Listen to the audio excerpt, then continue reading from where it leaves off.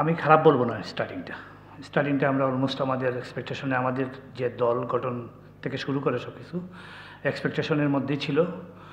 সিলেটে আমাদের প্রথম থেকে বড় খেলাগুলোই ছিল, যদিও মানে কাগজের মধ্যে বড় রংপুর এবং বরিশাল টিম। টি-20তে আমি এটা বিশ্বাস করি না, টি-20তে ইকুয়ালি সবই। তারপরও আমরা ভালো ক্রিকেটে ওদের সাথে খেলতে পারি নাই। আমার যা পার্সোনাল যাদের আমার এক্সপেকটেশনটা বেশি ছিল তাদের পারফরমেন্সটা আপ অ্যান্ড ডাউন ছিল। ওদের যদি পারফরমেন্সটা হতো তাহলে আমাদের দল আরও ভালো কিছু করতো।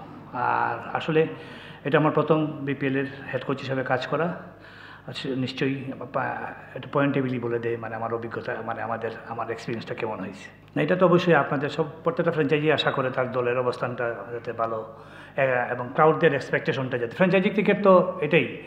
তা আমাদের দলের আসলে ফ্র্যাঞ্চাইজি আমি তাদেরকে বিশেষভাবে ধন্যবাদ জানাই। তারা শেষ পর্যন্ত প্রত্যেকটা খেলোয়াড়ের সাথে ছিল এবং সবাইকে চেষ্টা করেছে বুস্ট আপ করার জন্য, এবং তাদের সাপোর্টটা ছিল যে আমাদের দলটা যাতে ভালো কিছু করে এই অবস্থা। কিন্তু আসলে আমরা ওই প্রত্যাশা অনুযায়ী ওদেরকে এই পারফরমেন্সটা দিতে পারিনি।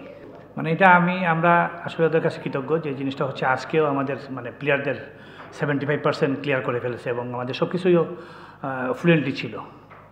তো আমাদের এটা হলে আমরা এটা নিয়ে বলতেছিলাম, মানে প্রতিবারই বলি যে আমাদের ফ্র্যাঞ্চাইজি ওরা চেষ্টা করতেছে ভালো কিছু করার জন্য, কিন্তু আমরা ওদেরকে তো রিটার্ন দিতে হবে, গিভ অ্যান্ড টেক, এটা সব কিছু দিলে একটা ফ্র্যাঞ্চাইজি আবার উৎসাহ নিয়ে আবার হয়তো আসবে এখানে, যেহেতু এইবার শেষ আবার নতুন করে আবার আসবে টিম করতে।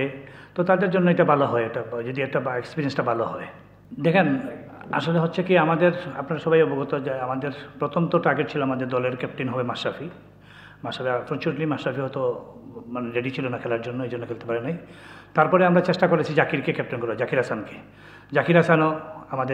হাসানকে আমরা বেস্ট চয়েস হিসেবে নিয়েছিলাম। জাকির হাসান ক্যাপ্টেনশিপ করার জন্য ও নিজে থেকে আগ্রহ প্রকাশ করেনি, কাউকে তো জোর করে দেওয়া যায় না। তারপরে আরিফ যথেষ্ট অভিজ্ঞ, প্রত্যেকটা বিপিএলেই খেলেছে, বিপিএলের অভিজ্ঞতা ছিল এবং গত বছর এই টিমের সাথে ছিল। এই বিবেচনা করে আমরা আরিফকে ক্যাপ্টেন হিসাবে আমরা মানে সিলেক্ট করি আমরা সবাই।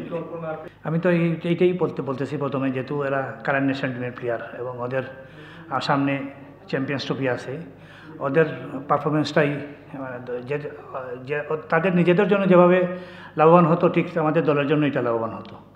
কনসিস্টেন্সিটাই ভেরি ইম্পর্টেন্ট, এই জিনিসটাই আপ অ্যান্ড ডাউন্স থেকে কনসিস্টেন্ট পারফরমেন্সটা ভেরি ইম্পর্টেন্ট, এবং সিচুয়েশন অনুযায়ী যদি ওই ক্রিকেটটা খেলতে পারতো তাহলে আমরা আমাদের দলকে আরেকটু ভালো অবস্থায় দেখতে পারতাম হয়তো।